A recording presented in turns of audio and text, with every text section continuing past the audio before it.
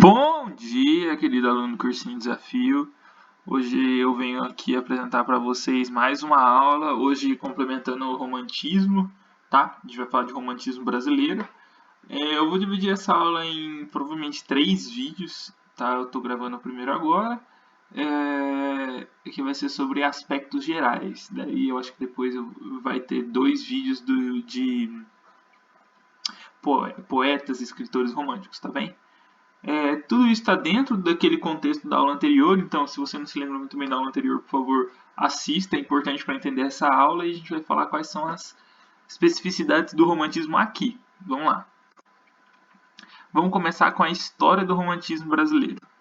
Bem, o romantismo brasileiro começou em 1836 com a publicação de algumas obras do caráter romântico inicialmente.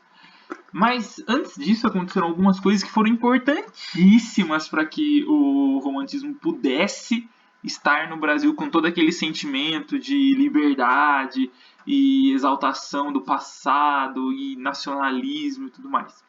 A primeira coisa foi quando, em 1808, a família real portuguesa veio ao Brasil, porque isso deu origem às casas impressoras.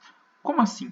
Antes disso, no Brasil, não existia produção de livros. Todos os livros que tinham no nosso território tinham sido impressos na Europa e trazidos para cá. A partir de então, os livros começavam a ser produzidos aqui e, portanto, era mais fácil que um livro brasileiro fosse publicado e rodasse por várias mãos. Também seria mais fácil que livros europeus chegassem a mais pessoas, porque isso ia facilitar. E isso permitiu que os folhetins, que os jornais, que a imprensa se iniciasse, que foram coisas muito importantes para o início do romantismo. Outro fator foi quando em 1822 declarou-se a independência do Brasil. Bem, a gente se libertou do Estado colonial, né? E isso foi muito importante para desenvolver um sentimento nacionalista, patriótico, que é típico do espírito romântico, como a gente viu já na Europa. Aqui, como nós nos tornamos um país-nação, a gente teve a necessidade de construir uma identidade cultural do país. E muitos dos aspectos do romantismo brasileiro, a gente já vê que estão ligados com esse ponto, construção de uma identidade genuinamente brasileira. Além disso, as primeiras universidades começaram no Brasil nessa mesma época, em Olinda, né, ao lado de Recife, Rio de Janeiro e São Paulo. Com isso, proporcionou-se que jovens ligados às artes começassem os seus trabalhos no Brasil, e isso fez com que tivesse mais obras brasileiras. A gente ainda não viu muitos autores brasileiros, né? A gente viu poucos autores, e aqui começa a ter mais autores porque tem mais pessoas letradas e ligadas às artes no país. Bem, mas por que o romantismo no Brasil foi diferente? Bem, é um pouco forte dizer que ele foi diferente.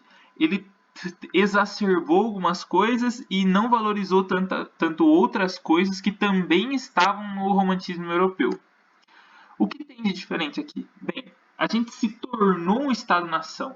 A França, a Inglaterra, Portugal se formaram como Estado-nação há centenas de anos antes. E a gente está se tornando agora. Então, esse é um sentimento nacionalista diferente. E isso traz uma necessidade diferente, que é a de construção de uma identidade cultural. E além disso, exatamente por esse diferente nacionalismo que a gente sentia, é que o romantismo não significava apenas um sentimento da classe artística, mas também da população que sabia o que estava acontecendo. Né? Toda a população que sabia o que estava acontecendo tinha esse sentimento.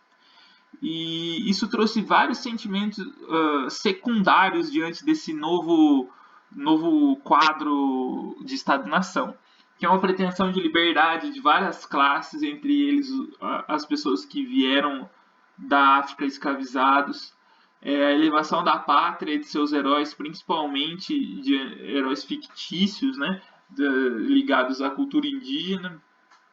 Mudanças políticas e sociais eram queridas, necessárias, e o século inteiro de 1800 e pouco foi estado de revoltas e vontades, e foi necessária uma capacidade política ímpar do governo para continuar sendo conservador. E tudo isso contribuiu para a primeira leva de construção da identidade cultural brasileira, tá bem? E diante disso, eu tenho aqui uma lista das nossas principais características do romantismo, que era mais exacerbado aqui pra gente. Primeiro, a gente idealizava o indígena. Isso era o análogo à valorização da história medieval europeia. A gente pegou algo do passado, idealizou, valorizou para construir um passado que não é real, mas que valoriza o nosso próprio país. O nativismo, que está um pouco ligado a essa idealização do indígena e também das belezas naturais, do exoticismo que foi encontrado aqui.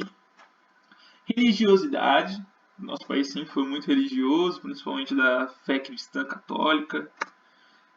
O nacionalismo e antilusitanismo. Bem, lusitano, luso, é da raiz que se refere ao que é português. Então, o antilusitano é aquele que se posiciona contra a cultura, contra o poder, contra a história, contra a política portuguesa. José de Alencar foi o principal nome, aliás, de todo o romantismo brasileiro, mas também foi o principal nome nesse antilusitanismo, tá bem? E assim, José de Alencar, ele transitou por tudo, por todas as características, por todos os tipos de prosa, a gente vai falar mais. Individualismo, egocentrismo e egolatria, principalmente na fase ultrarromântica, influenciada por Lord Byron, poeta inglês, que a gente falou na aula anterior. Saudosismo e egocentrismo, que, mais uma vez, se lembrando de um certo passado que não existiu na realidade, mas que os poetas idealizavam para que se construísse uma ideia de passado vitorioso do país. Satanismo, mas aqui, gente, não é um satanismo no sentido de culto ao demônio ou coisas assim, mas sim um obscurantismo. Eu não gosto muito desse termo, mas é o termo que é usado na teoria literária. É um obscurantismo, é um misticismo, não é exatamente um culto ao demônio ou algo do tipo também. Retomada dos temas bucólicos. Aqui você vai falar, puta que pariu, velho, você acabou de me falar que o romantismo eu falei na anterior, é uma reação ao bucolismo Arcade. Agora você vai falar que um filho da puta resolveu fazer tema Arcade e vai ser chamado de romântico. Sim, porque no romantismo, como ele é heterogêneo e como ele prima pela liberdade estética para os autores, qualquer coisa pode ser classificada no romantismo se tiver as características essenciais que são de paixão, exaltação, esse tipo de coisa. Aqui, falar que eles são livres não quer dizer que eles não faziam uso do que já foi feito antes, entendeu? Não é que ele é romântico, não é porque ele prima pela liberdade estética que ele nunca escreveu um soneto. Não é por isso que ele nunca fez alusão à mitologia grega. É exatamente essa liberdade do romantismo que traz pra gente a característica de poder fazer tudo. Então, ele é de tema bucólico, ele não é romântico. Ele é. Entendeu? Não é porque ele tem uma característica do passado que ele não está nessa escola. Enfim. Temas sociais de abolição e república, principalmente influenciados pelo poeta Victor Hugo da França. E temas épicos de Gonçalves Dias, que são bem importantes. Vamos fazer uma questão? Quando em meu peito rebentar-se a fibra, que o espírito enlaça a dor vivente, não derramem por mim nenhuma lágrima em pálpebra demente. Bem, eu trouxe esse trecho aqui, é uma questão, eu não lembro de onde que é, mas é de uma faculdade particular, acho que é aqui do estado de São Paulo, e ele pergunta, o fragmento acima é de um importante poeta da literatura brasileira. Esse fragmento revela traços do... Bem, vamos lá. Concretismo, regionalismo de 30, futurismo, são todos ligados ao modernismo do século XX. E quando a gente fala de modernismo do século XX, a gente não está falando de rima, a gente está falando de outro tipo de liberdade, a gente não tem essa exaltação, esse sentimento vibrante, como é mostrado aqui, quando em meu peito rebenta-se a fibra que o espírito enlaça a dor vivente. Esse enlaça a dor vivente é aquele spleen romântico. Spleen romântico é aquela melancolia e dor sem razão, esse tipo de coisa. Enfim, esse é um trecho muito famoso também, né? É do romantismo. O naturalismo a gente vai ver muito brevemente numa aula na sequência. E o naturalismo já está mais ligado a uma escola literária que busca o descritivismo, mas que faz esse descritivismo muito ligado a aspectos da natureza mórbida, mas suja, sabe? Da lama, das vísceras, das fezes, de um biologicismo e esse tipo de coisa. Não é isso que está escrito aqui. Você fala, em meu peito rebenta-se a fibra, ele está falando do coração. Não é isso que o naturalismo fala. O naturalismo está falando de verme, o naturalismo está falando de coisas mais sujas, tá bem? Então, esse é um exemplo de romantismo. Os outros a gente vai falar em modernismo, depois eu explico, tá bem? Vamos fazer agora as divisões do romantismo brasileiro. Vamos falar das gerações românticas na poesia. Existiram 3 gerações românticas na poesia brasileira. A primeira geração foi conhecida como indianista ou nacionalista, cujos poetas principais eram Gonçalves Dias e Gonçalves Magalhães, principalmente Gonçalves Dias. Bem, essa divisão em gerações é por período de tempo mesmo. Então, a primeira veio antes.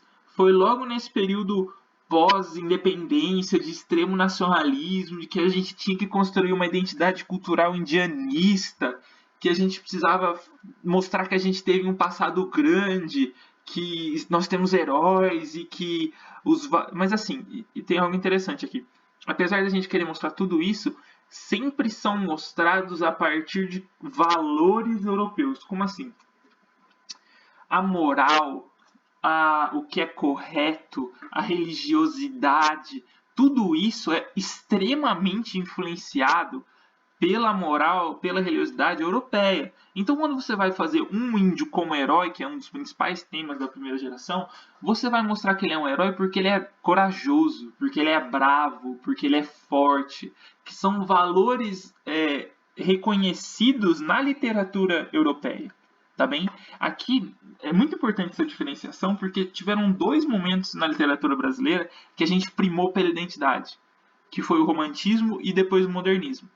Só que o romantismo pegou valores europeus para fazer uma identidade nacional.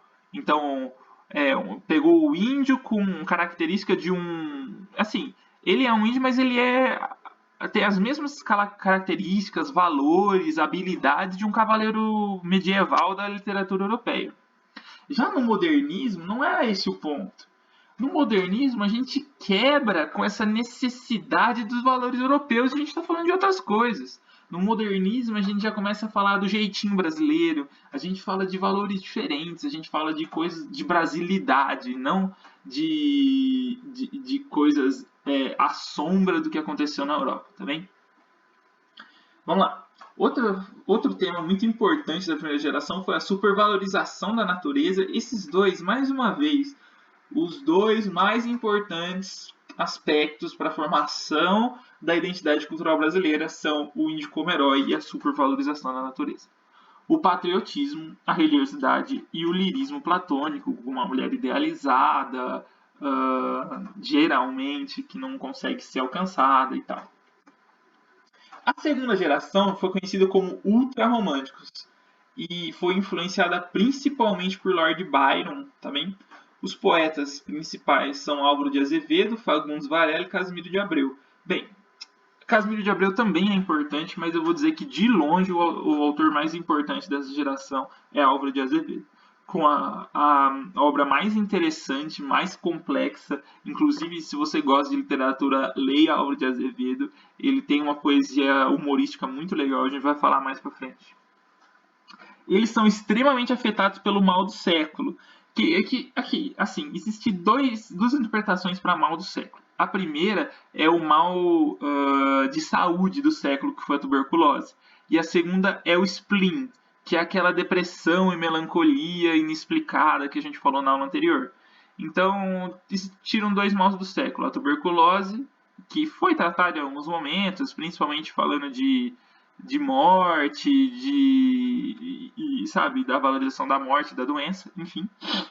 Mas principalmente foi o spleen, foi a tristeza, que foi muito utilizada nos temas da segunda geração.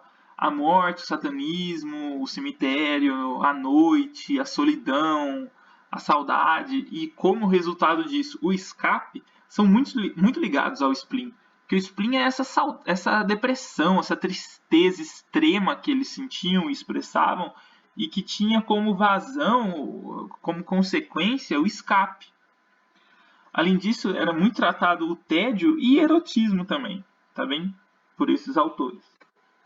Já a terceira geração é conhecida como condoreira ou hugoana. Hugoana vem de Victor Hugo, poeta, escritor francês, que a gente falou na anterior, que se preocupou muito com as elas sociais.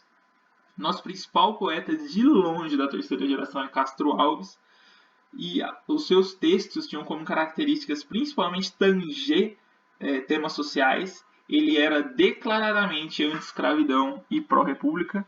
Gente, e assim, é tudo uma gradação de tempo. No final da terceira geração, já é o final do século XIX, que é quando aconteceu o abolicionismo, entendeu? Então, o Castro Alves estava falando do tema da época dele. Se na época da independência Gonçalves Dias falava do tema da época dele, que era o nacionalismo, Castro Alves falava do tema da época dele, que era o abolicionismo, que era os pró-república, os republicanos. E ele tinha um tom declaratório e grandiloquente. O que significa isso? Você já ouviu o Lula falando? Aquilo é um tom declaratório e grandiloquente. Por isso eu coloquei entre parênteses comício. Porque é o tom que se faz nesse tipo de manifestação política. É um líder que sobe num palanque e declara algo, que grita algo, que discursa com grande emoção algo. E era para desse tipo de tom que a gente está falando no Castro Alves, a gente vai ver melhor isso. E exatamente por isso, para fazer os seus argumentos e tudo, ele usa de muitas exclamações e muita exaltação, muitas metáforas como forma de ilustrar o que ele está querendo dizer. Vamos fazer mais uma questão. Se eu morresse amanhã, é o nome do título. Se eu morresse amanhã, viria ao menos fechar meus olhos minha triste irmã. Minha mãe de saudades morreria se eu morresse amanhã. Quanta glória presinto em meu futuro, que aurora de porvir e que manhã, eu perdera chorando essas coroas se eu morresse amanhã.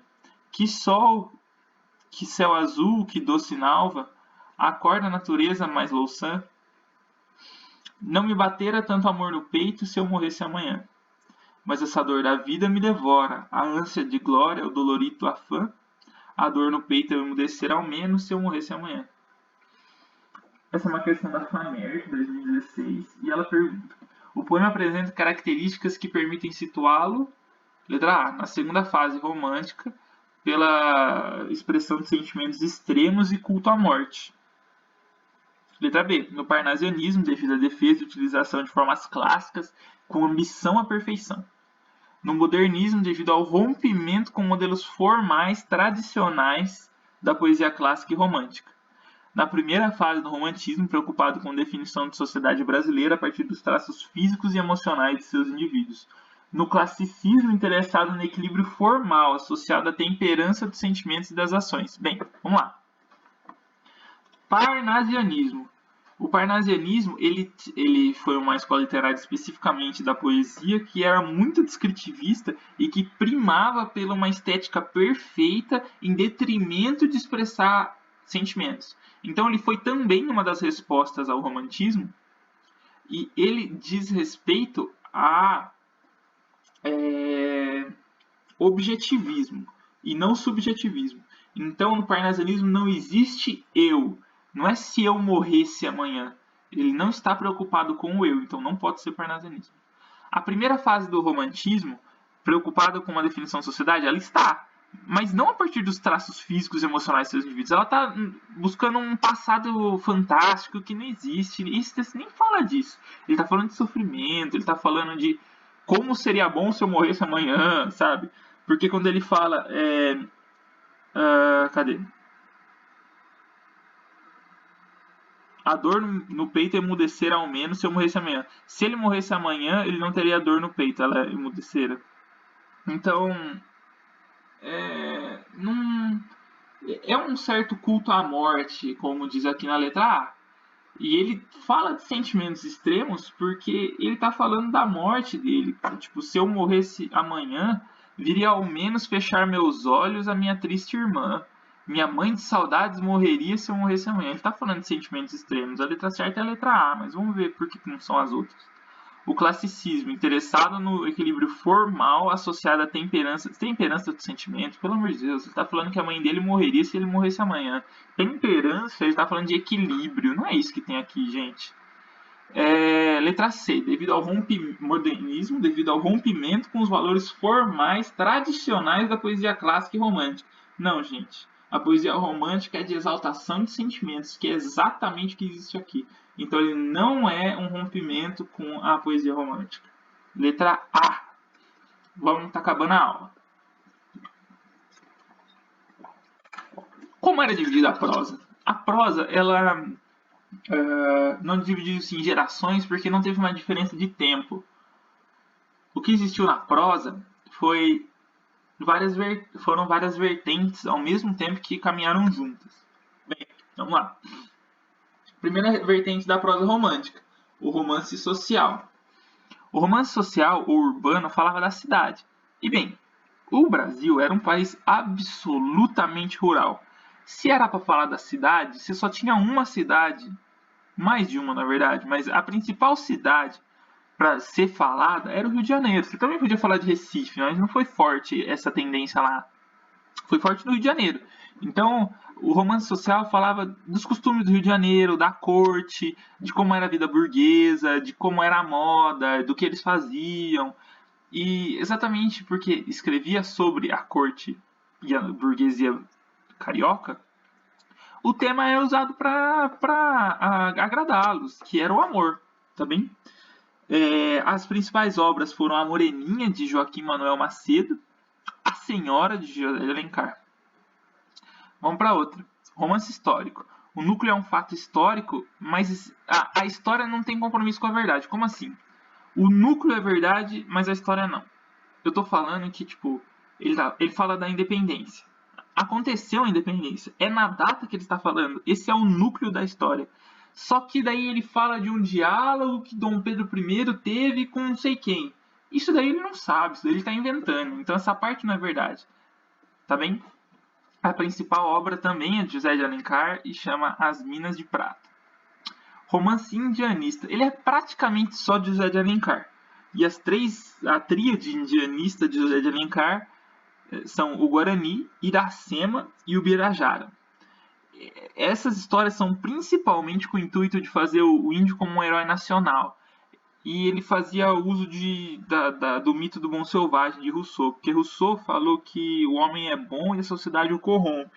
E com isso eles entendiam que o indígena estava no seu modo mais puro de ser humano, porque ele ainda não estava integrado à sociedade. Mas isso tem um erro teórico imenso, porque isso implica aceitar que a sociedade indígena não era uma sociedade.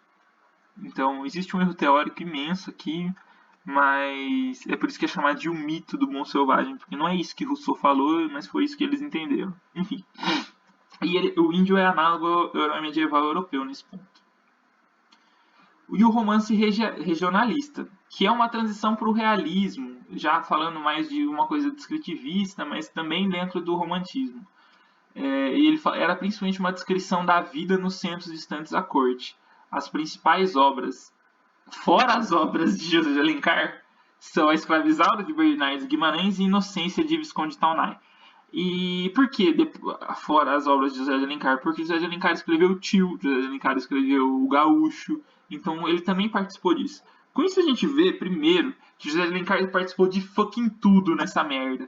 Então, tudo que o José de Alencar, você não pode falar, tá falando de José de Alencar, é romance social, ou é romance histórico, ou é indianista. Não pode. José de Alencar foi muito forte no indianismo, só que ele falou de tudo. Então, presta atenção no texto, tá bem? Vamos fazer uma questão exatamente sobre isso. Quanto à matéria, o romance brasileiro nasceu regionalista e de costumes, ou melhor, pendeu desde cedo para a descrição dos tipos humanos e formas de vida nas cidades e nos campos. O romance histórico se enquadrou aqui nesta mesma orientação. O romance Tananã constituiu desenvolvimento à parte do ponto de vista da evolução do gênero e corresponde a certas necessidades poéticas e históricas de estabelecer um passado heróico e lendário para a nossa civilização. Aqui os Tananã desejavam, numa utópica retrospectiva, dar tanto quanto possível traços autóctones. A figura dominante no período, tal, passou por todas essas vertentes e em todas deixou boas obras. Texto de Antônio Cândido, FAMERP 2020. Com o que a gente coloca aqui? Vamos lá. O romance histórico se enquadrou aqui nesta mesma orientação. O romance Tananã constituiu desenvolvimento à parte do ponto de vista de evolução do gênero e corresponde a certas necessidades poéticas e históricas de estabelecer um passado heróico e lendário para a nossa civilização. Então, se ele quer estabelecer um passado heróico e lendário, ele é urbano? Não é. Ele é indianista, porque o passado histórico e lendário e fantasioso é o indianismo do José de Alencar, tá bem? Aqui os Tananã desejavam. Quem que desejava isso? Quem que estava construindo a identidade nacional a partir de um indianismo? Os românticos? Sim. Os naturalistas? Não, os naturalistas, como eu falei agora de pouco, não pensavam nisso. Por fim, a figura dominante no período. Quem que é, gente? É José de Alencar.